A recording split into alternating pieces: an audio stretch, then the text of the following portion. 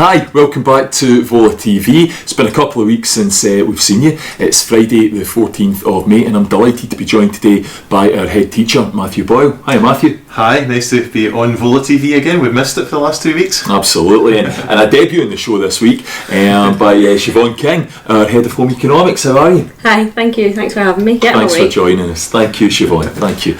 So we're back at school. We've been back for 4 weeks now, incredibly, and I just wanted to, do you want to share some of your reflections on the past 4 weeks as we've got back to a wee bit of normal? Delighted to. The first thing to say is we are really grateful as ever to the parents and the community. The school is running like clockwork. You know, the systems are all as they were. The safety systems are working really well. People are rolling up with masks in the morning. We're not having to make a big issue of that. It's a very tiny minority now that don't, you know, they don't understand the world that we're in, and I'm really proud of them for that. They're looking after each other. It's a lovely thing, you know.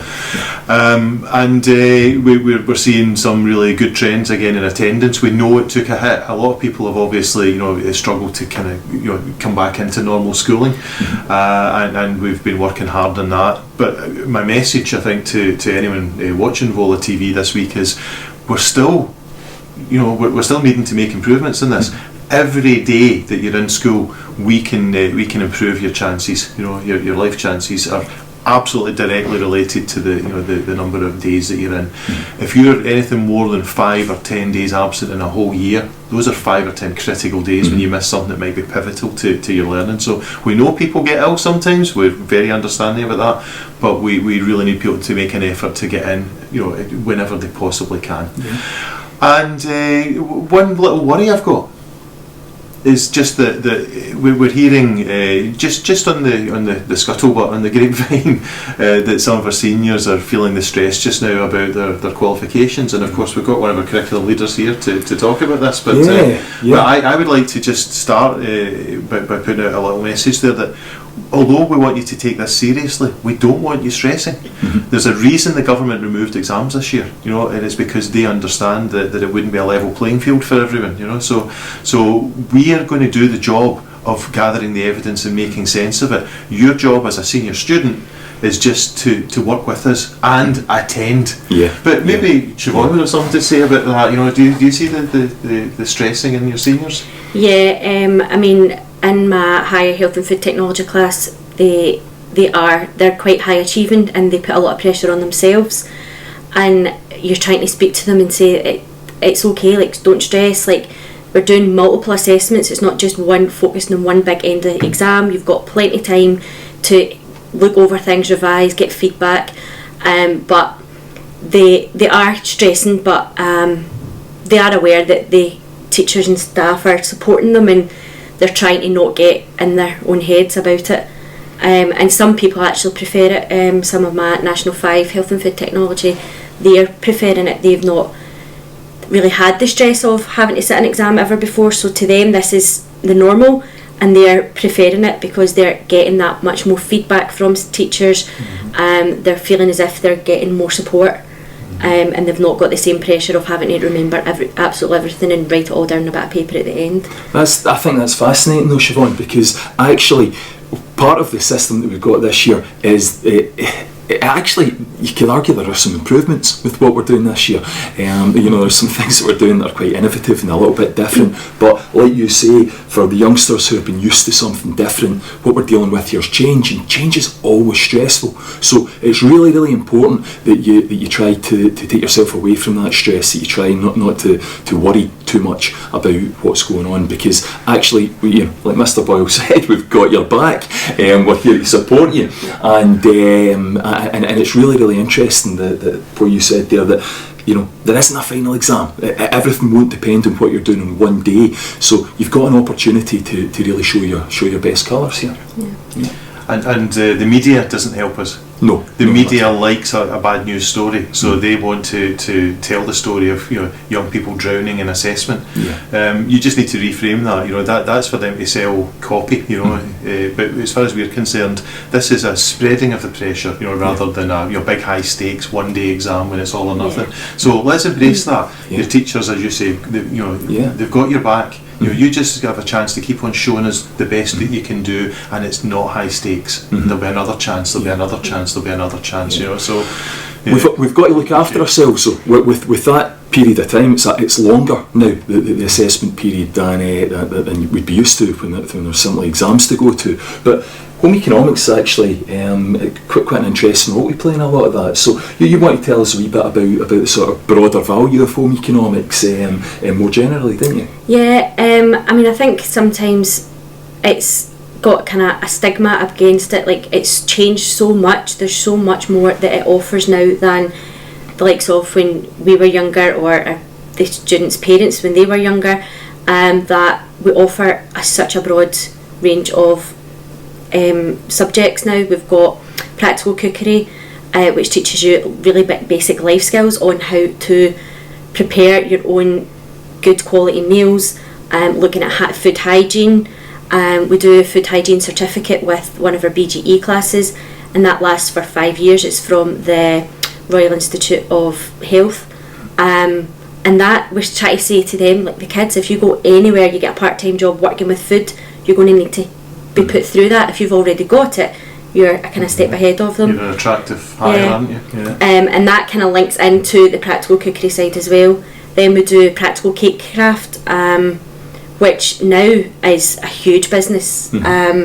People are making cakes, cupcakes, celebration cakes, you name it. I mean, and they're making a lot of money from it. So if you're creative and you've got that creative ability to do that, then that's definitely something that is good for you to show and showcase what you can do. Some of the cakes that we've had from our seniors have been amazing, moulding, making models and stuff like that. Well, Siobhan, we know how good they are because only a week ago, I shouldn't really confess this, but Mrs. Palin bought a cake for the management team to have a coffee together with, and it was a beautiful cheesecake, absolutely professional class.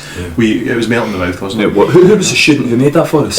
Sophie, I can't remember her name. Sophie, and brilliant. She was in a way to go, Sophie. Class. Yeah, well done. I mean, obviously, if you can do that, you're employable. You know, into a business. And especially around here. I think that's it. You've kind of broken down there that part of home economics is about making sure that we're preparing healthy meals, and what our bodies is so important in terms of what we're eating and dealing with times of anxiety and stress, like we were talking about earlier. So it's a huge part there that home economics plays, but also we're actually equipping you with skills to go out into the world and to get jobs and get well paid jobs. And we know that hospitality and tourism in particular are big business down this neck of the woods.